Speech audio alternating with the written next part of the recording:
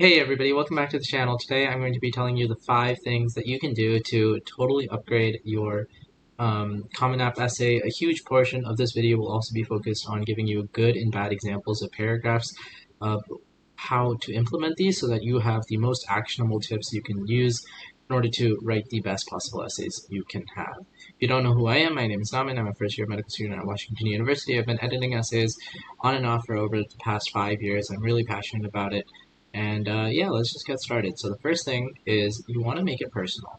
One of the most important aspects of a successful college essay is that it's really personalized, and it says a lot about who you are as a person. It should reflect your personality, your interest, your experiences. It should also speak to why you're interested in attending the specific school that you're applying to. And this is more for the secondary essays, not for your Common App. And by highlighting the personal details, you make your essay very memorable and stand out from the other applicants. And I'd like to point out two big things here. First one is that it doesn't really matter what qualities that you're focusing on about yourself as much as it is about whether you are showing that you have certain qualities that other people don't have. So if you're funny, or if you're really hardworking, or if you're really smart, it doesn't really matter which one of those personal details you're sharing, as long as it's authentic to you and that you're effectively showing it with some stories. The second thing I'd like to tell you is that there was a story that my counselor once told me, and it kind of stuck with me for a long time. It's something that I tell students whenever I'm editing their essays, and it's that if somebody picked up your essay and it didn't have your name on it, and it was just somebody you knew at school but not super well, and they read your essay, based on the anecdotes and kind of the personal details and the qualities that's coming through the voice of the essay, they should be able to figure out, like, oh, that's Mike, or that's Angelina, or whatever, right? Because they should be able to figure out that that's you based on the personal details that are emanating from your story. And I'm going to show you some good and bad examples of that so that you're not left behind. Second thing is clarity and conciseness. And funny thing is, this should probably just be clarity. So this itself is not very concise. But the thing is that you want to make sure that you're as concise as possible. And so a lot of times when I'm reading a first draft and we make it to a second draft, and the student's like, it's so much better. What did you change? And I'm like, literally all I changed was that I made it a lot more concise. We removed so much of the jargon and the unnecessary language. And then later on in more drafts, we're starting to spice up, strengthen the language, but you want to try to be sharp and clear and engaging, because the hardest thing is to keep your reader focused when they're reading through hundreds of essays every single day. And you want to make sure that it's simple, clear, and engaging. And if you can do that, you're already better than 70% of the essays that are coming through the door. All right.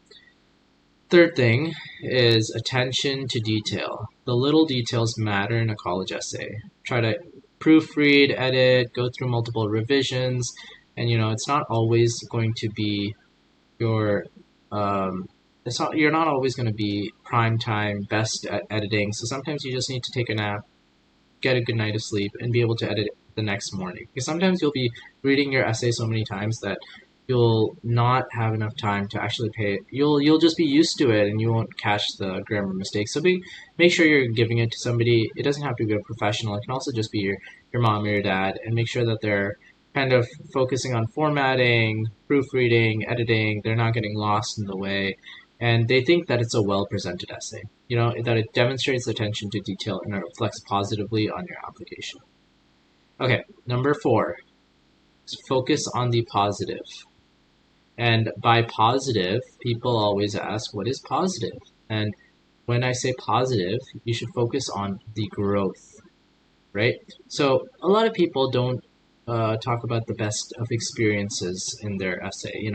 Maybe the illness of a loved one, death of a loved one, failures in grades, and things like that. And when I say focus on the positive, I don't mean don't write about those, because those are really important parts of your life. And so it's totally good and okay to be able to write about that. But what I want you to focus on is the lessons you learned, the growth you experienced, the skills you gained, the person you are as a result of those things. And in Buddhism, there's a saying that, sometimes the greatest lessons we learn is from the greatest suffering that we have. And so you just want to keep that in mind. Highlight the lessons you're learning from your experiences, even if the experiences themselves aren't pleasant ones. And if you can focus on the positive, you can focus on the growth, you can create an inspiring, uplifting essay that will resonate with admission officers. Okay, last and not least, originality. And people are always confused about this. How do I write a completely original essay? And the truth is that the most original essay is just going to be a story that you're sharing about yourself. So you just want to tell your story. What is a story that you have? What is something that you actually experienced? And if it's something that you experienced and you took a lesson away from it, and it's not a lesson that other people take away from it, that's original. It doesn't have to be super super crazy, but it could be that you played soccer, and as a result of playing soccer and watching soccer and taking history classes, you kind of got interested in the history of soccer, and you learned more about strategy and teamwork and delegation and leadership and things like that, and how that actually affected your mentality in the game differently. That's your story. That's something that other people haven't gone through. So anything can be original as long as you're sharing the story of what happened and how it happened. Okay, so those were the tips. Now I'm going to give you some good and bad examples of each one. So if you remember, number one was personal. This is not very personal. It's a very short one. I have always been interested in science, and I think your school would be a great fit for me. I am a hard worker, and I'm confident that I would do well in your program. First of all, this would be really bad for the Common App because Common App you're sending to all the schools. So whenever I see something like this, I'm like, don't submit this because you're saying to all the schools that they'd be a great fit, and so that's not very specific. And in addition, you're not telling a story about how you're interested in science. You're not telling a story about why you're a hard worker, how you've demonstrated that. And so this is just something whenever I see in secondary essays, I'm like, we need to strengthen this up. Let me show you a better example. This one is, my love for science began when I was 8 years old and my grandfather gave me a microscope. Spent hours peering into the lens, marveling at the complexity of the microscopic world. Since then, I have pursued this passion through science fairs, research projects, and volunteering at a local hospital. I'm excited about the opportunity to continue exploring my interest in biology and chemistry at your school, which has a strong reputation for research and innovation in the field of science. So let's just say this is a secondary essay because it's talking specifically at the school. So that's always a giveaway that we're looking at a secondary essay, not a Common App. But it's important to know that they're not just stating that they like science, but they're explaining like, oh, there's a story behind this. They had a microscope and they really enjoyed looking at bacteria and fungi and all these things. And they can actually be a lot more specific here to make it even stronger. What about the microscopic world did they find really interesting? How did they take this further? And then instead of just jumping from the microscopic world to the science fairs and research projects, you can actually add more about classes that they took. What questions did they really enjoy? Did they ever shadow a doctor and look at like pathology slides or something like that? And eventually you can get to kind of like research projects that you worked on and volunteering on what you noticed, and you can notice that this is a lot more specific as you start to expand. The reason I didn't expand on everything because I wanted to show you a short example of a paragraph. But you can start to see how by giving more details of the story that you have, the more unique you get, the more personal you get, the more detail-oriented you get, and things like that. All right. Okay, this is another bad example of a paragraph. And by bad, it's not terrible. It's just some things can improve. Personal experiences that I have faced throughout my life have been an integral part of shaping who I am today. I have faced many challenges and obstacles, but through hard work and perseverance, I have overcome them. These experiences have taught me valuable lessons and have helped me become the person I am today.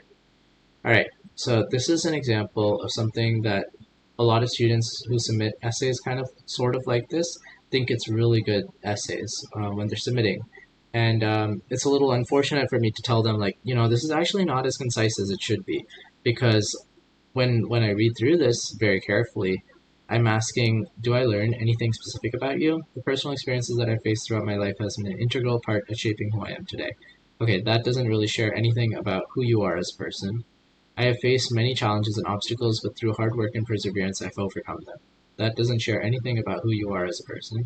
These experiences have taught me valuable lessons and helped me become the person I am today. This is the exact same sentence as the second sentence. So you can see that I didn't learn anything about who this person is through this paragraph. So this is a bad example of a paragraph. And it's a little wordy, it uses unnecessary language, and it doesn't give anything specific. Okay.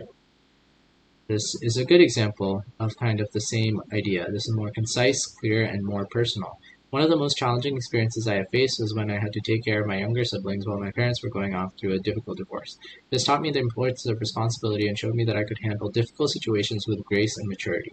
It also inspired me to pursue a career in social work so that I could help others who are going through similar cycles. So you can see that this is actually really specific. Every single sentence is telling me something about who this person is, what their story is, what they learned, the skills that they gained, and it also kind of shows that they're focusing on the growth, focusing on like what they learned, the difficulties, and like their ultimately career choice and what they're interested in. And so that's a good example of a paragraph. And then if I wanted to expand on this one paragraph, then I can just ask them like, oh, what specifically, what responsibilities did you start taking up? How did you notice that you could start handling difficult situations with grace and maturity?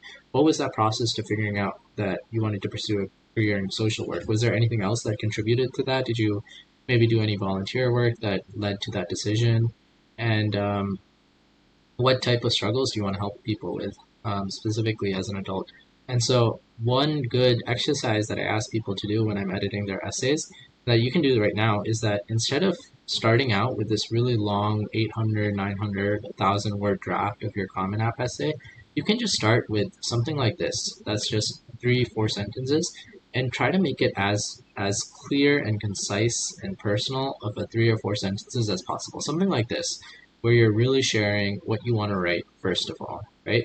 So you can kind of tell that this is a really great paragraph, and you can expand on this quite a bit by adding more details to every single sentence. And eventually, you can expand something like this to a 650 word CommonApp essay. But having a really clear statement of purpose about what you want to write about really, really helps in the whole writing process. Okay, another bad example. This one is for attention to detail.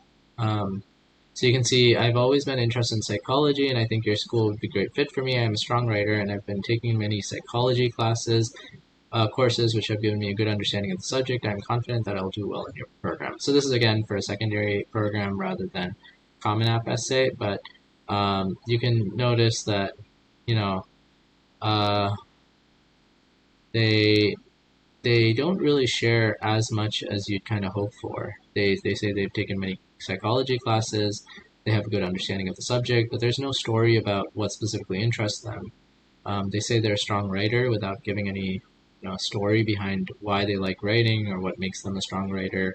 And they say they're confident that they would do well in the program, but just because you're confident that you do well in a program doesn't mean a program wants you. They also want to see that you're passionate about the field that you're studying. And if you're not showing that passion, then it's not that great of an essay.